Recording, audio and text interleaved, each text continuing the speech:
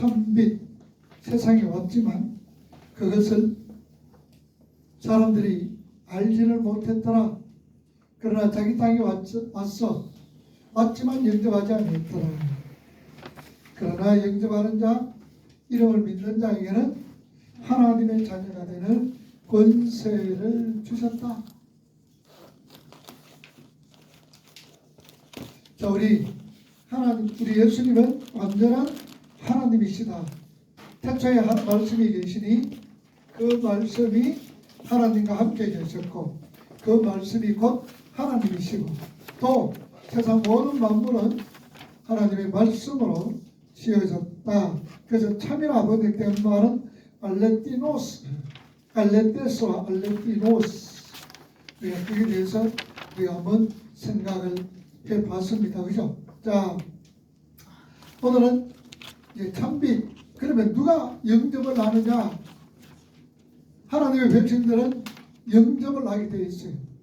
우리가 성경 말씀을요, 들을 때에 다 듣는 게 아니에요. 귀가 열려야 들을 수가 있어요. 그냥 지식적으로 받아들이는 걸 할 수가 있어요. 그러나 귀가 열릴 때에 다시 말하면 그 말씀이 내 심령을 찌르게 되고 하나님의 말씀은 뭐가 같다 해서 그랬어요. 하나님의 말씀은 우리의 혼과 영과 골수를 찔러 쪼갠다 그랬죠. 그러니 들을 수 있는 귀 있는 자들은 말씀이 선포되어질 때에 그 말씀이 나의 심령을 콱콱 찔러버립니다. 그래서 계시록도 귀 있는 자는 성령이 교회들에게 하시는 말씀을 들으라 라고 얘기를 하는 거예요.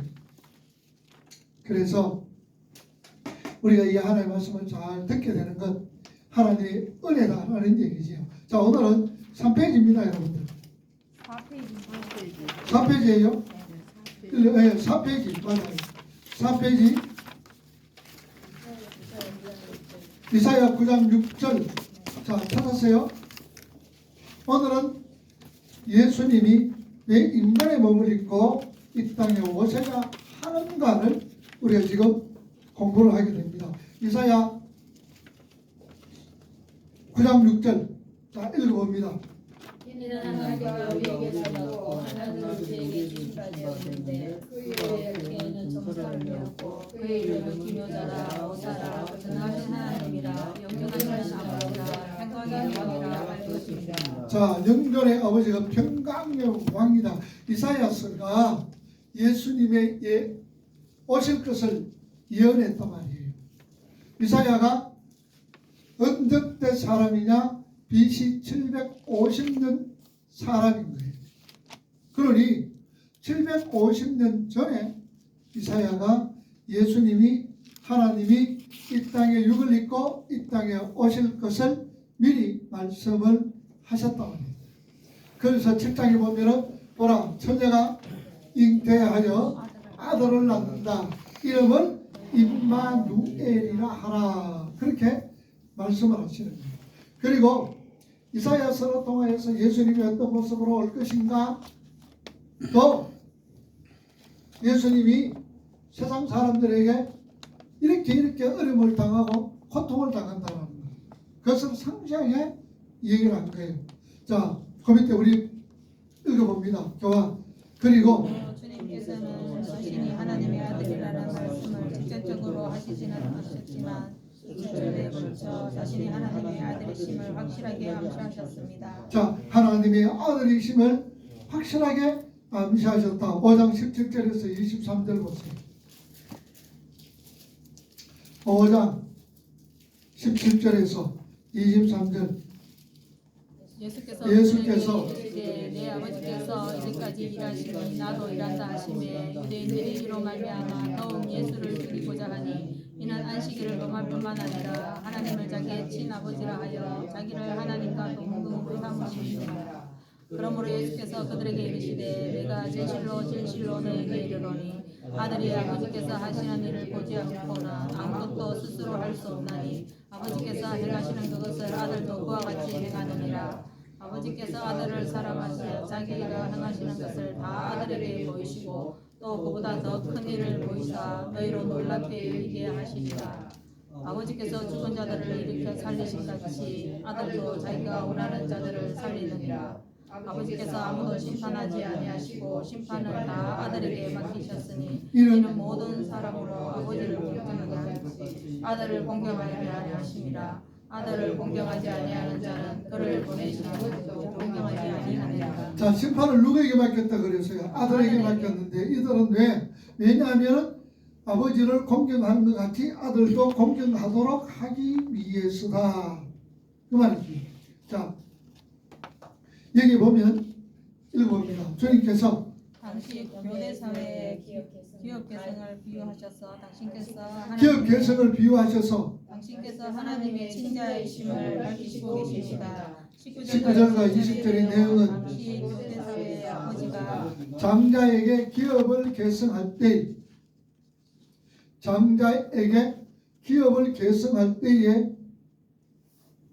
아버지의 당시 고대 사회는 아버지를 아들에게 그대로 보여주면서 아버지가 가지고 있는 특별한 노하우를 자식에게 하나도 빠짐없이 가르쳐 주었습니다.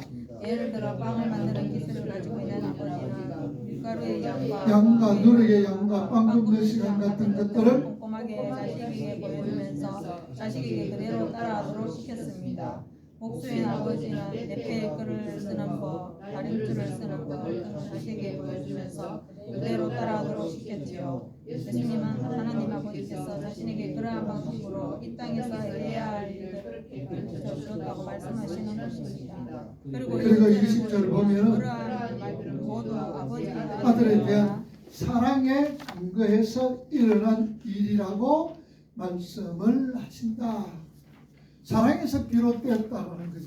사랑에서. 자, 우리도 그렇잖아요. 그죠? 자녀에게 가업을 물려줄 때에 어떻게 하라 다 가르치는 거죠. 그래서 자녀는 아버지가 하는 걸 보고 계속 하게 됩니다. 자, 그리고 22절에 보면 구약 성경에서 심판은 누구의 몫이었습니까? 구약 성경에서는 심판의 몫은 하나님의 몫이었어요.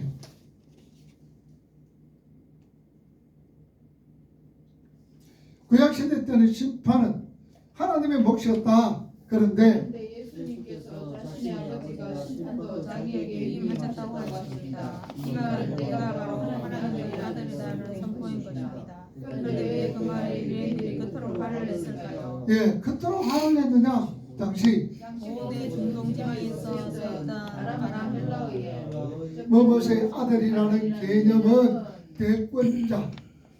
대권자, 대리자라는 뜻이 있었더라. 계속해서 고대 시대의 서적을 보면 사람들은 하나님의 대권자로 에덴 동산을 다스렸던 아담도 하나님의 아들이라고 불렀습니다.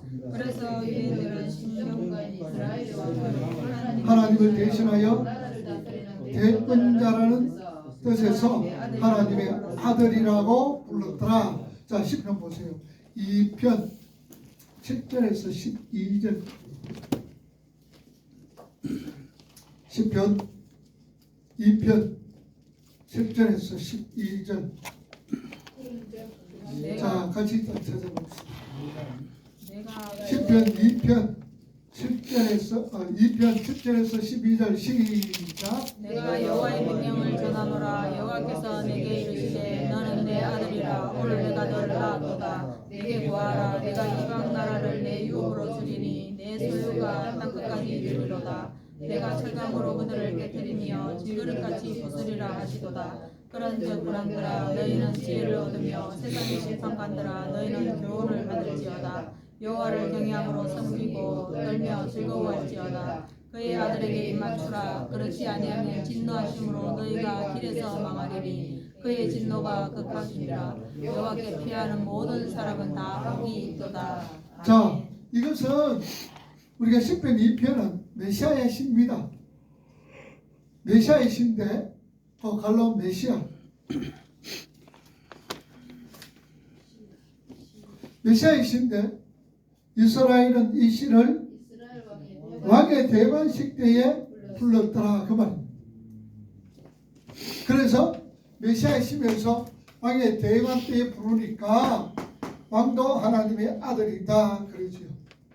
자, 계속해서 창세기 하나님께서 스스로 세상을 살아버리시는 이유를 하나님의 아들들이 사람의 딸들 중에 자기들을 좋아하는 모든 자로 아내를 삼는 것들을 들고 있지요.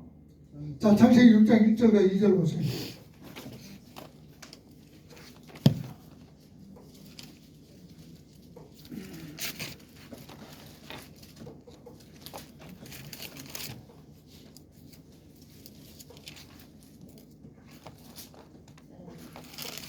자, 6장 1절과 2절 시작. 하나님의 사람의 딸들의 아름다움을 보고 자기들이 좋아하는 모든 여자를 아내로 삼는지라.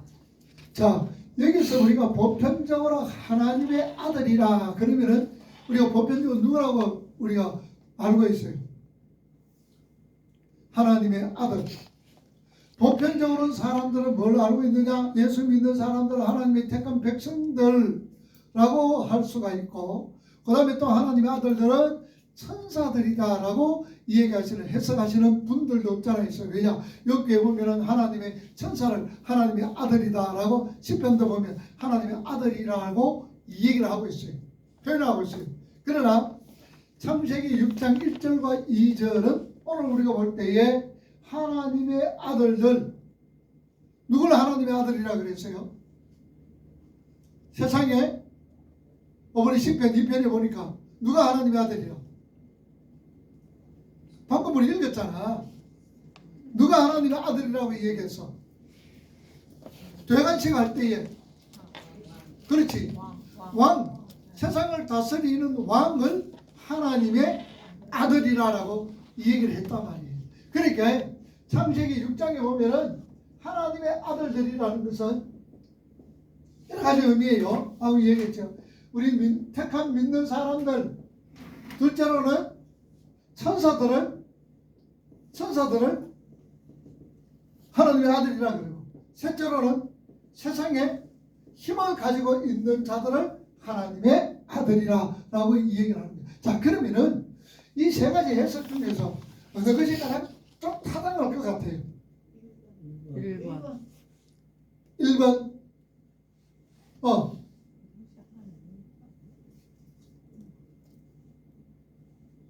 어느 1번이 좀 타당할 것 같아요? 지금 보편적으로는 요거 얘기하는 사람, 요거 얘기하는 사람이 있어요.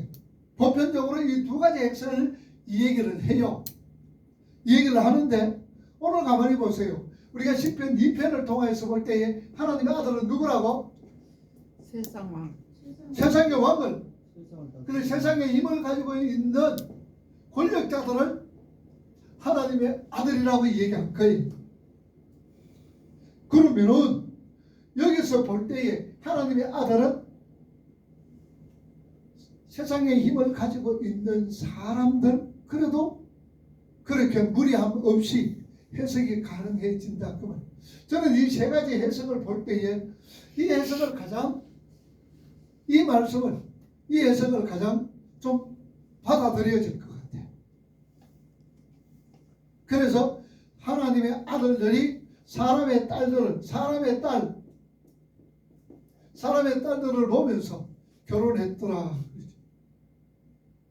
그래서 우리가 여러분 이 세 가지 해석 중에서 어떤 해석이 가장 타당하게 느껴지느냐 그 말이에요. 자, 읽어봅시다. 여기서 말하는 하나님의 아들들도 바로 이 세상의 힘을 상징하는 세상 왕들을 말하는 것입니다. 그러니까 세상의 타락이 하나님의 심판의 근거가 된다는 것을 말해주는 자, 것입니다. 왜냐? 믿음의 사람들이, 믿는 사람들이에요. 믿는 사람들이 자기가 좋아하는 세상의 딸을 취하였다.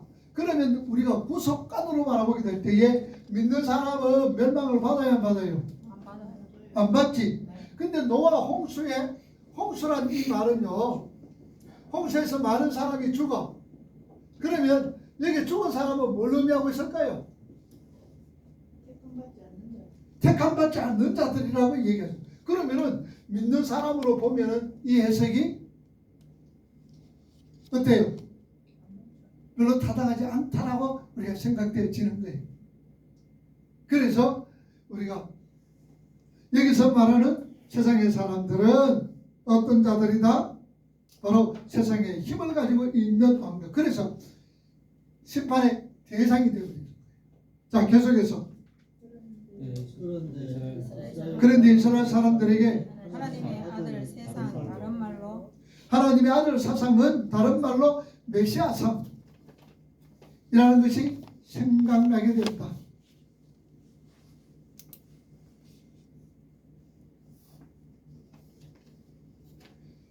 자, 그 메시아상의 출발은 사무엘하 7장의 나단의 신탁으로부터 출발한다. 그 나단의 신탁 중 몇 절만 우리가 보자. 사무엘하 7장 봅시다.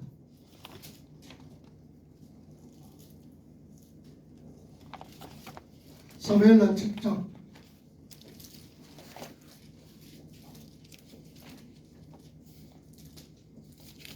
11절에서 13절. 저는 내가 사사에게 명령하여 내 백성 이스라엘을 다스리던 때와 같이 아니하게 하고 너를 모든 문제에서 벗어나 편식게 하리라. 여호와가 또 내게 이르노니 여호와가 너를 위하여 집을 짓고 내 수완이 차서 내 조상들과 함께 놀 때에 내가 내 몸에서 날 메시를 내 뒤에 세워 그의 나라를 견고하게 하리라. 내 이름을 위하여 집을 건축할 것이요 나는 그의 나라와 왕위를 영원히 견고하게 하리라. 아멘. 자, 읽어봅시다. 이 나단의 신탁은 너는 신분이 아시다시피 다윗의 후손으로 오셔서 영원한 하나님 나라를 완성하실 예수 그리스도에 대한 계시다. 그런데 유대인들은 이 나단의 신탁을 다윗의 후손인 왕 중에서 영적 이스라엘을 위해 경고하게 하자. 그런데 솔로몬이 왜 나라가 둘로 갈라지더니 북이스라엘은 BC 722년에 아수르에게 멸망했고 남유다는 BC 586년에 바벨론에게 명예받았습니다. 그래도 그들은 희망을 버리지 않았습니다.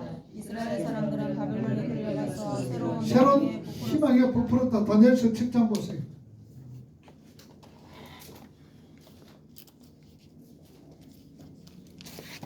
다니엘 7장 9절에서 14절. 자, 다니엘 9장 14절. 다니엘 7장 9절에서 14절.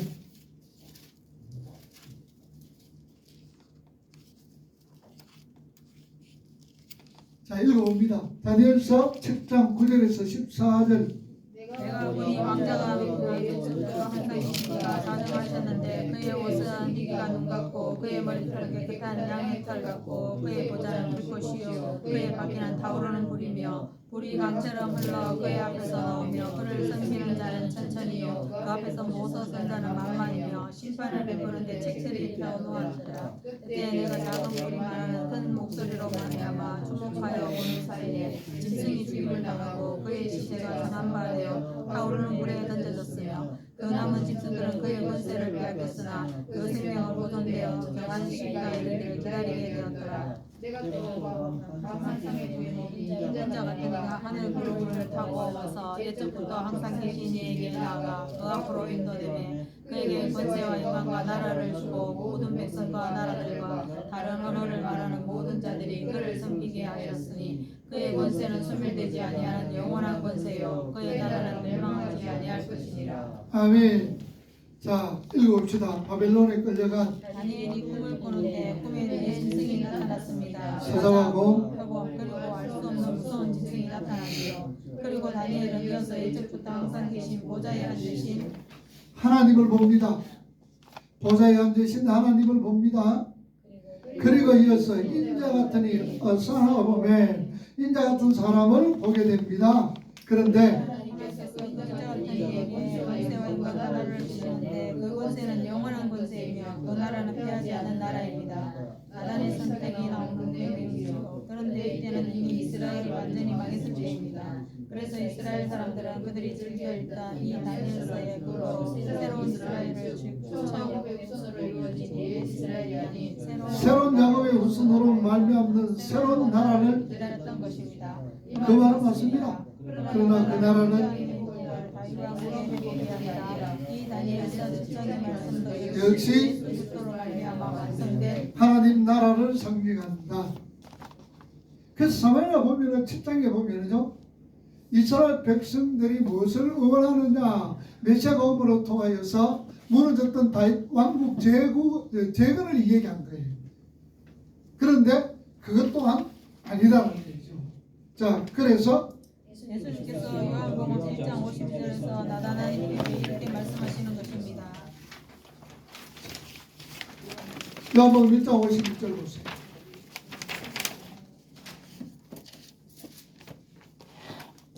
또 이르시- 시작. 또 이르시되 진실로 진실로 너에게 이르노니 하늘이 열리고 하나님의 사자들이 인자 위에 오르락 내리락 하는 것을 보리라 하시니라. 자, 하늘이 열리고 하나님의 인자가 하나님의 사람들이 뭐다?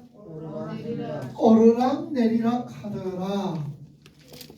자, 여기서 하나님의 나다넬이 볼 수 있는 것은 하나님의 사람 그 사다리가 내려와서 오르락 내리락 하는 것을 네가 꼭 보게 될 것이다 라고 이야기했던 이 부분들이 예수님의 일곱 표적으로서 설명을 해주는 거예요.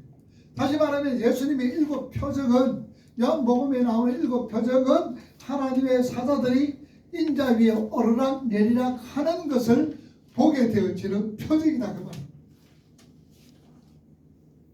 그러면 일곱 표적이 뭐예요? 자, 물이 포도주도 되는 거, 이거는 혼인잔치지요. 또 둘째로 왕의 신하 건치는 거, 셋째로 38 병자곤 치는 거, 넷째로 오병이어, 다섯째로 무리로 들어가고, 여섯째로 날 때부터 소경된 자, 일곱째로 나사로 살리는 거. 이 모든 표적이 뭐라고 말해요? 하늘이 열리고 하나님의 사자들이 인자 위에 오르락 내리락 하더라 하는 것입니다. 근데 이 표적은 전부 다 예수 그리스도께서 이 땅에 오셔서 이런 일들을 하는 메시아라는 것을 얘기를 하면서 또한 이 모든 것은 천국에서 이루어질 것이다 라는 것을 표적으로 보여주는 상징적인 사건들이다 그 말이에요. 그래서 우리는 이거를 통해서 뭐가 교훈받자가 아니에요. 이런 모든 표적은 하나님의 사자가 하늘에서 사닥다리가 인자 위에서 오르락 내리락 하는 것을 보리라. 아, 이 말은 저 사람이 정말로 하나님의 아들 메시아구나, 제2 성자 하나님이구나, 메시아구나, 창조주구나 라는 것을 알도록 하기 위한 표적이 일곱 표적이다 그 말이에요. 자, 계속해서 이 모습은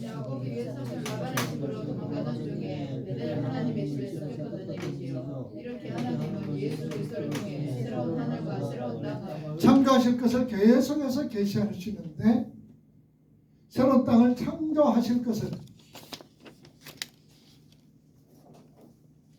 6페이지 열매입니다. 창조하실 것을 계속해서 계시하는데 유대인들은 여전히 정치적, 군사적, 경제적 힘을 가진 왕을 기다리고 있는 것입니다. 그것을 하나님의 아들 사상, 다른 말로 민족 메시아 사상. 자, 민족, 그들은 민족 메시아 사상은 어떤 사상이에요? 민족 메시아 사상은 어떤 사상? 민족을 정치적으로나 그러니까 결국은 유대인들은 다윗의 왕국 재건이에요. 왜냐? 다윗이 이스라엘 사람들의 가장 존경하는 사람 왕이 누구냐? 다윗입니다. 아브라함, 그다음에 모세, 다윗 굉장히 존경하는 거예요. 그러니 메시아 사상은 정치적인, 경제적인 어떤 사상, 다윗 왕국 재건인 거예요. 재건. 그들의 사상이, 메시아 사상이 그렇다는 얘기예요. 계속해서 그런데 어디서 못생기고 가난한 목수의 아들이 나타나서 자꾸 자기가 하나님의 아들이라고 하니까 이 세 사람들이 기가 막힌 것입니다. 그리고 자신을 자꾸 인자라고 부르는 것입니다. 거기에는 정관사가 붙어 있습니다. 그 말은 다니엘서 7장의 그 인자가 바로 나다라는 말이거든요. 그러니까 화가 화가 나지. 나지요. 자기들은 지금 오매불망 화려하고 강력한 왕을 기다리고 있는데 어디서 이상한 사람이 나타나서 자신들의 꿈을 짓밟아버리니 화가 나겠습니다. 화가 난단 말이죠. 내가 자꾸 하나님 무슨 목소의 아들이기도 아는데 자꾸 내가 하나님의 아들이다 창조자다 그러니까 그리고 그 당시 존경받는 바리새인들, 제사장, 서기관들 이런 사람들에게 욕짓거리를 해버리니까 뿔따고 나는 거예요. 뿔따고 나요. 생기기도 잘생겼어요? 못생겼지. 얼마나 못생긴지 모릅니다. 못생긴. 그러니 내가 하나님 아들이다 인자다 그 다니엘서 7장에 나오는 그 인자다라고 자꾸 얘기하니까 듣기 싫어요. 자 계속해서 물론 예수님께서 병든 자들을 일으키고 오병이어에 수만 명을 먹이시고 하실 때에는 예수님을 붙들고 자기들의 왕을 삼으려고 했었습니다. 그런데 예수님께서 자기들을 위해서 오신 것이 아니라 죄인들을 부르러 왔다는 둥 이상한 소리를 자꾸 하시고 자기는 십자가를 지고 죽으셔야 한다고 말씀하시니까 유대인들이 자기들의 꿈을 짓밟아버린 예수님을 죽이려고 한 것입니다. 유대인들이 예수님께서 나귀를 타고 예루살렘에 입성할 때 호산나를 외친 것을 호산나 호산나 그런데 예수님이 그들의 꿈을 무참히 무너뜨려 버리신 것입니다. 마지막까지 혹시나 하는 마음이 있었는데 이 청년이 진짜로 십자가에 매달려 죽어버린 것입니다. 그래서 사람들은 모두 그 십자가를 침을 뱉고 돌아섰습니다. 돌아섰다. 우리도 아시다시피 여러분도 아시다시피 그렇게 육신으로 오신 이유는 예수님께서 우리의 뭐가 되고 대표가 되고 대표의 원리예요. 대표가 되고 대신이 되어서 율법을 모두 지키시고 우리가 받을 저주를 다 받아서 죽으셔야 했기 때문에 인간으로 오신 것입니다. 하나님은 죽을 수가 없습니다. 그리고 하나님은 고난을 받을 수도 없습니다. 그리고 하나님은 인간을 대표할 수도 없죠. 그리고 만일 예수님께서 하나님의 모습으로 그냥 내려오셨다면 어때 돼요 우리가? 우리 모두 그분 앞에서 죽어버릴 것입니다. 자, 그러니 우리가 예수님이 하나님의 모습으로 오지 않고 인간의 모습으로 오셨던 이유가 뭐예요? 대표의 원리라 그랬죠. 대표의 원리. 만약에 또 우리 예수님이 멋있게 그냥 병마를 타고 멋있게 와가지고 그냥 이렇게 왕으로 왔다면 사람들이 어떨까?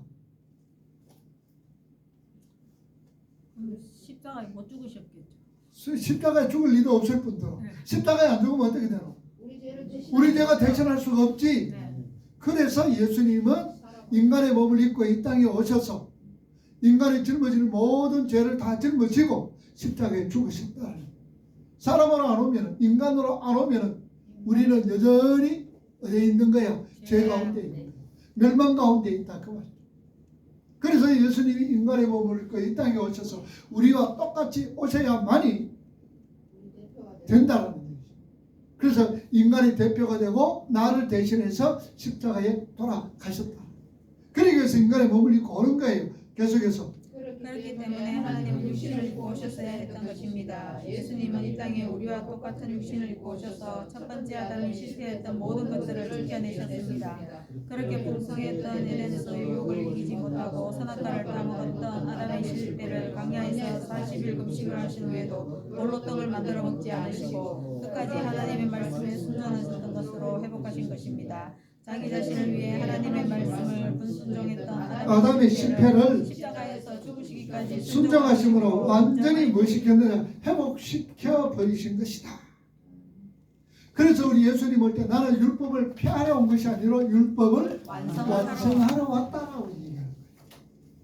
율법 폐하러 온 건 아니다. 완성하러 왔다라고 얘기하는 거예요. 계속해서 여러분, 성경은 지금 이 세상이 하나님으로부터 저주를 받은 상태라고 합니다. 이게 어떤 상태이지요? 인간을 비롯한 모든 원래 하나님으로부터 끊임없이 하나님이 공급하시는 생명을 공급받아 존재하게 되어 있다. 성경은 그것을 복이라고 부릅니다. 땅의 피조물과 초하신 하나님은 그렇게 복으로 연결이 되어 있습니다. 자, 뭐가 복이라고요?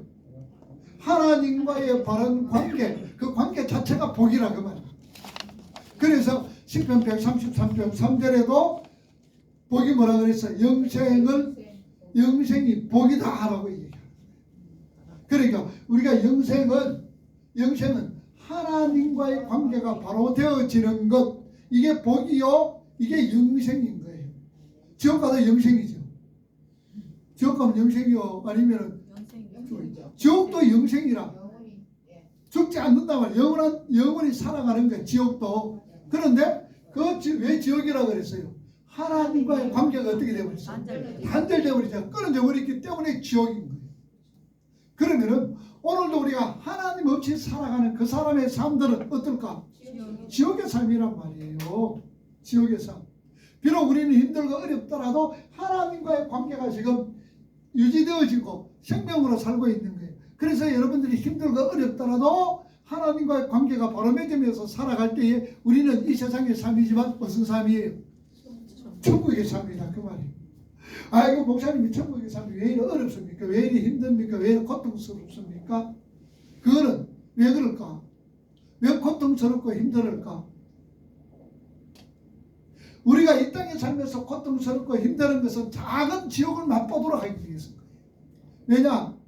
그 이유가 뭘까? 지옥은 어떤 자가 가는 거예요? 불택자들, 하나님과 관계없는 자들이 가는 거예요. 영원한 지옥.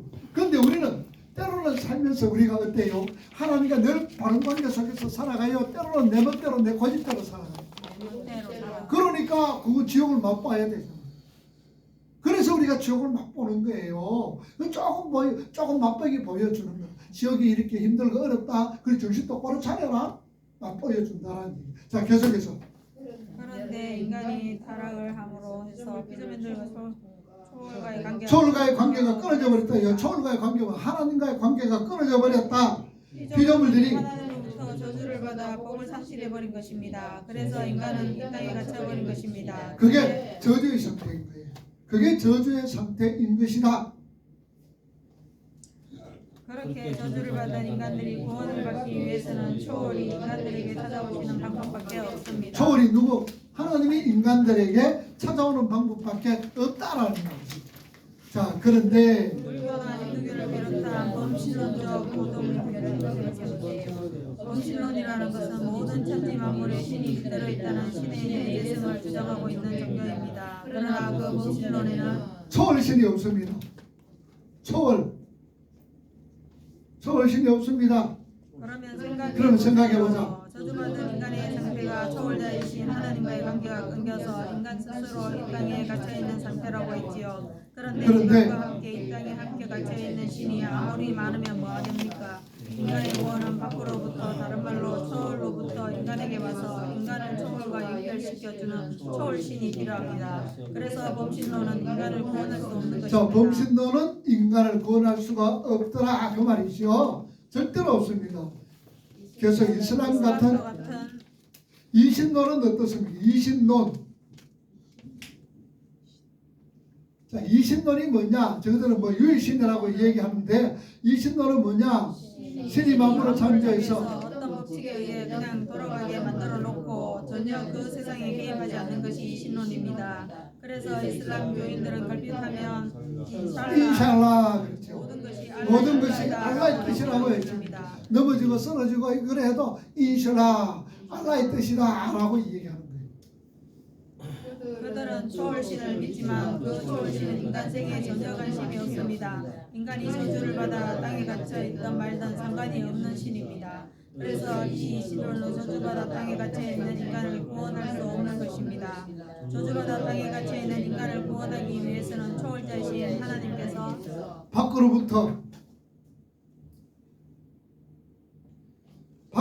인간 세상으로 내려오셔야 하는 것이다. 바깥으로부터 우리를 위해 들어오셔야 한다. 그래서 구원은 오직 기독교에만 있는 것입니다. 그래서 천하의 어떤 이름도 구원 얻을 만한 이름을 우리에게 준 적이 없다. 누구든지 주의 이름을 부르는 자는 그럼 그 누구든지는 누구고? 택한 하나님 백성들만이 주의 이름을 부르는 거예요. 그래서 고린도전서 12장이 뭐라 그랬어요? 나도 그 성령이 아니고 신은 예수를 주라 시인할 수가 없다라고 얘기했잖아요. 그래서 누구든지 주의 이름을 부르는 자, 누가 주의 이름을 부르느냐? 성령이 내 속에 계셔서, 성령이 내 속에 계셔서 예수님을 주라라고 고백하게 하신다 그 말이에요. 우리가 지식적으로 경험으로 고백할 수가 없는 거예요. 그래서 천하의 어떤 이름도 구원 얻을 만한 이름을 우리에게 준 적이 없다. 그래서 이게 성경이 연결되지는 거예요. 성경을 쭉 연결되죠. 자, 계속해서. 그렇게 하니까 인간을 구원하시기에 하나님이신 예수 그리스도께서 육신의 몸을 입고 이 저주의 땅으로 들어오셔서 아버지가 창세전에 선택해 놓으신 아버지의 자녀들의 모든 죄를 홀로 짊어지시고 아버지의 자녀들이 전부 지켜내야 하는 아버지의 말씀을 모두 지켜내셔서 그분의 완벽한 삶과 죽음을 그 자녀에게 모두 뭐 해주셨을까? 증가시켜 주신 것이다. 모든 것을 증가시켜 주셨다. 여기에 무슨 믿음? 예수에 대한 믿음이다 그 말이야. 우리 참 이제 공부 잘한다. 그래서 우리는 예수에 대한 믿음이 있어야 됩니다. 자, 예수님이 모든 걸 하셔서 우리에게 증가시켜 주셨다라고 생각할 때 우리는 어때요? 그 믿음을 가지고 있을 때 우리는 어때? 감사하고 든든하죠. 네, 든든하지? 네. 든든하고 감사하고 기뻐하고 어떤 상황이라도 뭐 거기에 연연하지 않게 되어진다. 그래서 말 줘도 뭐하지 않고 고만하지 않고 말하지 않고 적게 있어도 불평하지 불평하지 않는다 그 말이야. 그게 행복이잖아. 아멘. 하나님의 은혜만 깨닫게 되면 우리는 행복하게 돼 있어요. 행복해. 하나님의 은혜를 깨닫지 못하니까 우리가 하나님 앞에 자는 많이 주고 나는 왜 적게 줍니까? 이렇게 하면 막 속에서 뭐가 불평하고 원망 나오잖아. 요새 여러분들 그렇잖아. 자녀들 키울 때에 혹은 우리가 클 때 그렇잖아. 누구는 가지고 누구 적게 주면 와 그러면서 막 화도 내고 막 싸움도 하고 그러잖아. 그러니 우리는 늘 감사하는 게 바로 그거예요. 하나님께서 증가시켜 주셨다. 예수님이 모든 걸 우리에게 증가시켜 주신 거예요. 자, 그래서 그분을 말씀이 은혜와 진리와 충만하신 분이라고 성경이 묘사하고 있는 것입니다. 그러면 그렇게 은혜로 구원을 받은 우리들은 어떻게 살아야 합니까? 막 살아도 됩니까? 주님은 분명히 말씀하셨습니다. 누구든지 나를 따르거든 자유를 구현하고 자기 십자가를 지고 자, 우리 막 살아서 되나 안 되나? 안 돼요. 안 되지. 하나님의 은혜를 부모의 사랑과 부모의 은혜를 깨닫는 자녀들 막 산다? 아니요. 아니지. 그러니까 막 살지 않고 부모의 은혜와 부모의 사랑을 깨달은 자녀들은 어떻게 살아가? 막 살지 않고 살아도 어떻게 살지? 내 뜻대로 살아. 부모님이 말씀하시고 부모님이 나에게 그는 기대 속에서 살아가는 거야. 부모님의 말씀에 순종하고 부모님이 원하시는 대로 살아가는 것이 부모의 사랑을 부모의 은혜를 깨달았던 자녀들의 삶의 모습이다 그 말이에요. 우리가 하나님의 은혜를 깨달았어. 하나님의 사랑을 깨달았어. 그래서 막 사는 것이 아니라 어떻게 하면은 하나님의 뜻을 어떻게 하면은 하나님을 좀 기쁘시게 할까? 우리 부모님을 기쁘시게 할까? 그렇게 살아가는 거예요. 그래서 뭐도 하는 거예요? 부모님의 사랑을 깨닫게 되고 은혜를 깨닫게 되니까 내가 뭐 하고 싶어? 효도하고 싶은 거야. 그러면 교회에서 효도가 뭐라? 예배 잘 드리고 또 순종하고 헌신하고 봉사하고 충성하고 또 어디 가고 전도하고 또 어디 가고 선교하러도 가잖아. 선교하러도. 그게 하나님 앞에 효도하는 마음으로 해야 된다. 기쁜 마음으로 즐거운 마음으로 감사하는 마음으로 해내야 된다는 거예요. 그거 안 그러면은 말짱 도루묵이라. 말짱 흡파이다 그 말.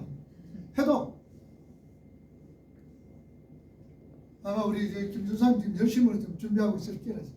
준비하라 결혼한 한번 기대를 한번 여러분 좀 하셔도 되지 싶어요. 자, 계속해서 우리는 원리적으로 신분적으로 이미 십자가를 지고 저주를 다 받아낸 사람들이 되었다. 신분적으로 그렇다는 얘기예요. 누가 이랬어요? 예수님이 하셨다. 그런데 우리는 벌써 우리가 그거 다 짊어지고 우리는 새로 태어난 신분적으로 부활한 자들이다. 저주를 다 받아낸 사람들. 그리고 모든 누구 때문에? 예수님 때문에 그런 거예요. 예수님 때문에 우리는 저주도 다 받아내고 또 율법도 다 지킨 사람이다. 얼마나 감사합니까? 자, 그러나 여러분은 이 땅에서 땅에서 모든 율법을 지켜내신 예수 그리스도의 삶을 추구하며 살도록 요구받고 있는 것입니다. 오늘 본문을 함께 읽고 다 이해가 자, 가셨는지 그래서 우리는 모든 율법을 지켜내신 예수 그리스도의 삶을 추구하며 살도록 요구받고 있다. 힘쓰고 애쓰라. 요구받고 있다는 거예요. 자, 요한복음 오늘 9장 1장 9절에서 14절 다시 한번 읽어봅시다. 천천히 우리가 생각을 하면서 9절 시작. 참빛 곧 세상에 와서 각 사람에게 비치는 빛이 있었나니 그가 세상에 계셨으며 세상은 그로 말미암아 지은 바 되었으되 세상이 그를 알지 못하였고 자기 땅에 오매 자기 백성이 영접하지 아니하였으나 영접하는 자 곧 그 이름을 믿는 자들에게는 하나님의 자녀가 되는 권세를 주셨으니 이는 혈통으로나 육정으로나 사람의 뜻으로 나지 아니하고 오직 하나님께로부터 난 자들이니라. 말씀이 육신이 되어 우리 가운데 거하심에 우리가 그의 영광을 보니 아버지의 독생자의 영광이여 은혜와 진리가 충만하더라. 자, 여기서 참빛 세상에 왔더라. 참빛. 여러분들 우리가 하나님이 가지시는 영광이 무슨 영광이에요? 본체적 영광. 본체적 영광이죠. 네. 이 본체적 영광이 발산하지요. 네. 발산적 영광이 되죠. 네. 그래 이 발산적 영광의 결정체가 누구예요? 하나님. 결정 예수님. 예수지요. 네. 예수 그래. 그래서 오늘 보니까 참 빛이라 그러잖아. 네. 알레티아 참 빛이라 그러죠. 예, 참 빛이다 말. 참 빛. 그러니까 발산적 영광이 예수 그리스도를 통하여서 나타난 거예요. 그래서 이 빛이 누구에게 비쳤어요? 우리에게 우리가 누구? 택한 자들. 택한 자는 영접하는 자들, 택한 자들에게 이 발산적 영광이 딱 비치는 거예요. 그러니까 이 택한 자들은 이 발산적 영광을 바라보면서 사람들에게 또 뭐 하는 거예요? 효과적 영광. 비춰야 되죠. 이걸 무슨 영광? 효과적 영광. 효과적 영광이다. 이제 잘하네. 여기 효과적 영광이란 말이에요. 요거는 발사체가 아니라 반사체잖아. 네. 반사체. 그래서 너희는 세상에 무엇이 되어라? 마태복음 5장 12절 17절에 너희는 세상에 빛이라. 빛이다라고 얘기해요. 세상의 빛이다. 그러니까 이 빛은 무슨 빛? 효과적인 영광을 나타내는 빛이다 그 말이에요. 그래서 예수님이 정리합시다. 예수님은 참 참빛. 하나님이시며 또한 참 사람이다라는 거죠. 그러면 왜 예수님이 참 하나님이 되셨는가? 본래 하나님인 거예요. 예수님이. 그죠? 본래 예수님이 하나님이신 거예요. 이걸 누가 깨닫게 되는 거예요? 누가 알게 돼요? 예수님이 하나님이시다라는 거. 믿음의 택한 백성들은 복음으로 통하여서 말씀으로 통하여서 예수님이 하나님이시다라는 거 알잖아. 그지? 요런 아는 자들은 뭐냐? 영접하는 자다 그 말이에요. 알게 하는 것은 혈통으로나 사람의 육정으로 나지 아니했더라고. 오직 하나님께로 난 자들이다. 하나님께로 난 자들이 어떤 자다? 창세전에 뭐한 자들? 택한 자들이다라는 얘기죠. 자, 그래서 압니다. 우리는 예수님이 하나님의 아들이다. 하나님이시다라는 걸 알아요. 모르는 사람 있죠? 네. 모르는 사람. 네. 백날 가르쳐줘도 몰라요. 몰라. 교회 안에서도 몰라. 왜 몰라? 둘 중에 하나죠. 아직까지 들을 기가 없어서 그렇고 들을 기만 있으면 싹 들리는데 그 다음에 둘째로 택하지 않았으면 몰라. 우리 정림 집사 옛날에는 몰랐지. 교회 안 갔대요. 모르지. 그래 교회 왔어도 예수님이 참 하나님이시고 예수님이 잘 몰랐지. 지금은 이제 알지. 그렇지. 우리가 말씀을 배워야 되고 알아야 되는 게 바로 그거라고. 지식적으로 하는 거죠. 그런데 예수님이 뭐로 오셔야 되노? 사람으로 올 때도 어떤 사람이가 거짓으로 오는 거야? 참으로 와셔야 돼. 참이지. 왜 그래? 하나님으로 없다면 어떻게 될까? 구세주가 될 수가 없어요. 없지. 왜? 사람들은 하나님 예수님 보면 다 어찌 됐어? 죽어요. 죽어보잖아.